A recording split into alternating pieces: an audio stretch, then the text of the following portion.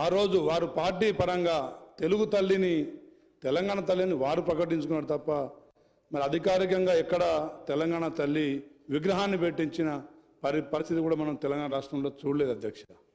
ఆ తర్వాత తెలంగాణ చరిత్రను అంటే పోరాట చరిత్రను మార్చే విధంగా కేవలం వారి కుటుంబమే సాధించిందనే ఒక సందేశాన్ని ప్రజలకు చేరవేయాలనే కుట్రలో భాగంగానే కేసీఆర్ కుటుంబం మరి గత 10 సంవత్సరాలు వారి పాలనా ధోరణి మనం చూసినాం అధ్యక్ష.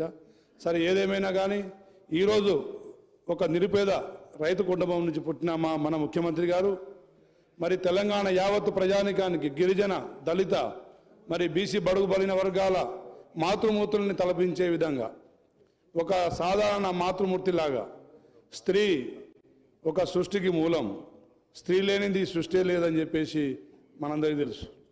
ఆ స్త్రీని ఈరోజు తెలంగాణలో గౌరవించుకోవాలి.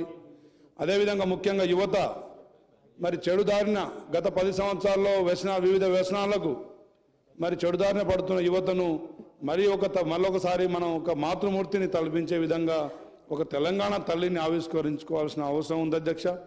అదేవిధంగా తెలంగాణ విద్యార్థుల్లో ప్రజల్లో ఒక పోరాట పటిమ లోపిస్తూ ఉంది అధ్యక్ష తెలంగాణలో. అదేవిధంగా తెలంగాణ ఖ్యాతిని మరిపించే విధంగా మరి ప్రొఫెసర్ జయశంకర్ గారు లాంటి వారు, విద్యాసాగర్ గారు లాంటి వాళ్ళు, ప్రొఫెసర్ కోదండరామ్ గారు లాంటి వాళ్ళు, మా సీతారాం నాయక్ గారు లాంటి వాళ్ళని మరిపించే విధంగా కేవలం కేసీఆర్ కుటుంబమే తెలంగాణ సాధించిందనే ఒక కుట్రను మరి మరిపించే విధంగా తెలంగాణ ప్రజల మనోభావాలను గౌరవించే విధంగా ఒక రాష్ట్రీయ గీతాన్ని మరి ఈరోజు ప్రజల్లో చాలా స్ఫూర్తిదాయకంగా మరి ముందు తీసుకెళ్తున్నాం. ముఖ్యంగా ముఖ్యమంత్రి గారికి మనం అభినందనలు తెలియజేయాలి అధ్యక్ష.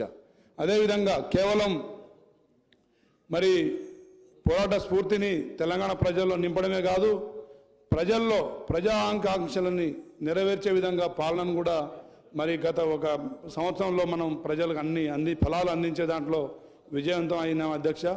తప్పకుండా దాన్ని మళ్ళీ ఒకసారి ప్రజల్ని మోసం చేసే దాంట్లో టీఆర్ఎస్ పార్టీ నాయకులు ముఖ్యంగా కేసీఆర్ కుటుంబ సభ్యులు మరి ప్రతిదాన్ని వక్రీకరిస్తుంటే మరి దాన్ని కూడా మనం స్వాగతిస్తే మనం ఆహ్వానిస్తే అది కరెక్ట్ కాదని చెప్పి తెలియజేస్తున్నా అధ్యక్ష.